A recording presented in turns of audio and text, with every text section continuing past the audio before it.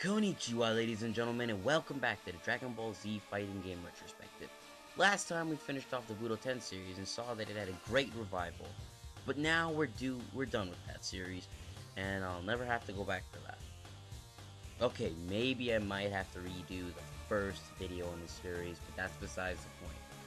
Now we are looking at Dragon Ball Z The Legend, a DBZ fighting game that came out for the PS1 on March 31st, 1996. However, the game was also later released in Europe, but only for the Sega Saturn, which was kinda odd because the game never saw a North American release. Anywho, let's start off with the gameplay. It's just great. Just awesome. This game delivers fast-paced DBZ action. The sprites are 2D while the environments are 3D, which is a very cool concept. Pressing the circle button allows the player to attack with physical attacks, and doing certain movements with the D-pad will allow you to go. Yeah. Anyway. Also, you can use the square button to shoot energy blasts, which aren't extremely useful, but skilled fighters can find a way to use them somehow. And the triangle button allows you to utilize your energy, just like how in the anime, how a fighter is using their true power, aura starts to emanate from them. This not only allows the player to look cool, but you can maneuver around the 3D environment through means of key dashing. And I must admit, it is pretty fun, especially when you get the hang of it, and you just look like a badass. Anyway, by now you're probably wondering, what's that thingy-mabob at the bottom? why, thank you for asking. Well, it's the power balance bar. In this game, you deplete the opposing player's health by filling up the power balance bar and executing a super attack. Like this.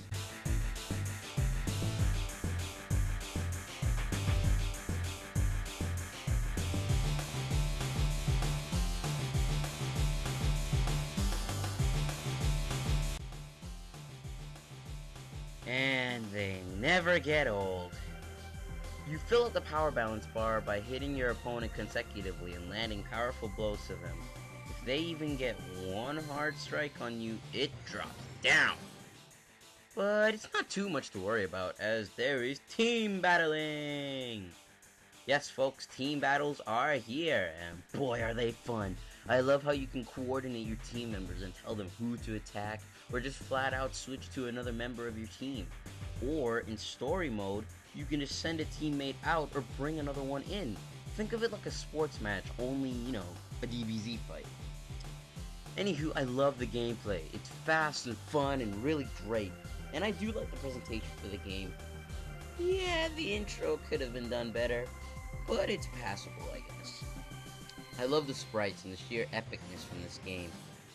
Now, what do I think about the music? The music is pretty good. There are some really catchy tunes here and there, but there's one tune you're going to remember the most.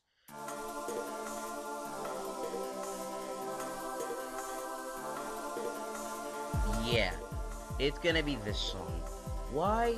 Because it plays on every single freaking Versus match. I mean, don't get me wrong, I love this song and I love the music in this game. It is really catchy. I mean, I'm just saying, it's the only tune you're gonna hear for Versus mode. And, the music was composed by Kenji Yamamoto, the guy who composed many Dragon Ball Z tunes in future Dragon Ball Z games.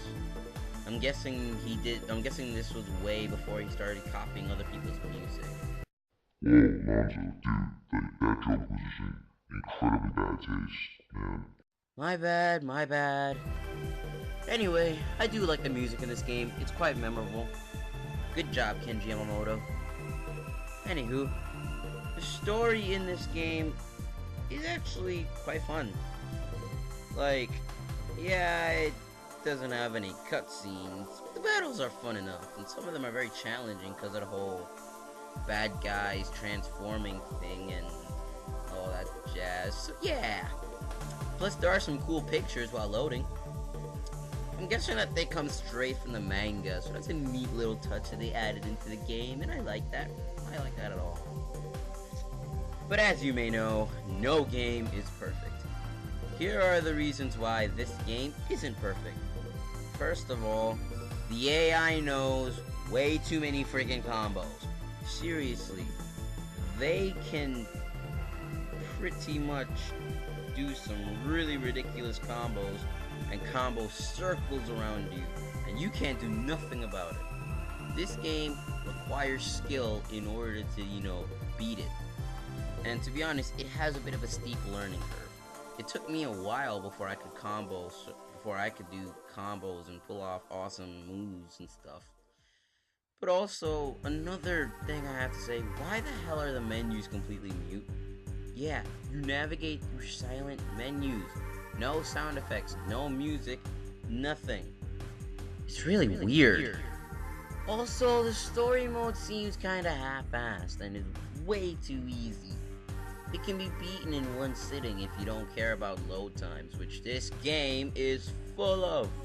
I have this game downloaded, yet it loads for ages.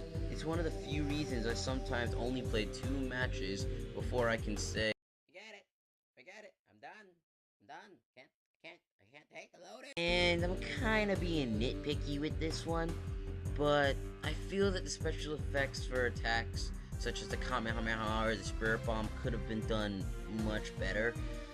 They looked really... What word do I use to describe it? Yeah! And Kamehamehas were colored yellow! They're yellow. No! I'm just joking. It was a common misconception back in the day that Kamehamehas were yellow instead of blue. So many Dragon Ball Z games did this in the past. And a little bit in the present. But it wasn't that bad. I'm being nitpicky about this one. Overall, I do like this game. Even with its faults, it's still a fun action-packed DBZ fighting game on the PS1 and the Sega Saturn that I could recommend to almost any Dragon Ball Z fan. I can't recommend it to people who don't like fast-paced action, who don't like badass music, and like the closest we'll get to full DBZ action on the PS1. Cause seriously, this game was like so accurate to what a true DBZ game should have been like. And when other games in the future ended up falling upon this game's formula. But we'll talk about that another time. With this game done, next we move on to the Dragon Ball Z arcade series of games spanning from 1993 to 1995. Were they any good? Well, that's for another time. Z-Boy X8, out. Konnichiwa, ladies and gentlemen, it's me, Z-Boy X8 here, and you just watched the next part of the Dragon Ball Z fighting game chain for Dragon Ball Z The Legend. Now, you may be asking, Z-Boy, why are you showing your face after this video? What, are you trying to show off your new haircut or something?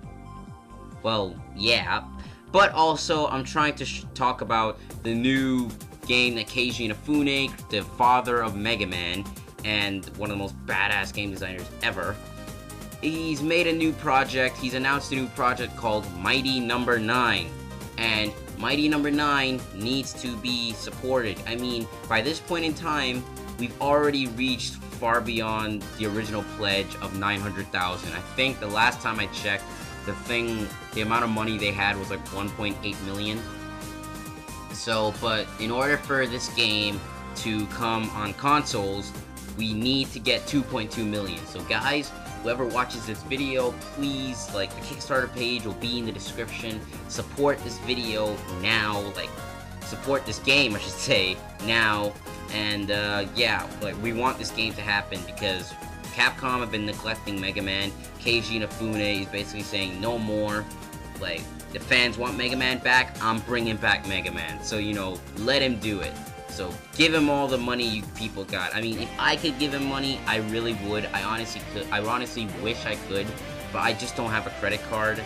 But I'm doing my best to try and tell you guys that can do it to go and do it. So, go and support this guy right now. Alright. Z-Boy X8, out. Oh, almost forgot. I forgot to do the character listing in this video because honestly, I just honestly forgot. Honestly, the characters, I will put them in the description because, to be honest, I'm not gonna be doing that anymore because it just takes a lot out of me when I have to edit all those characters in. So I'm not gonna be doing that anymore.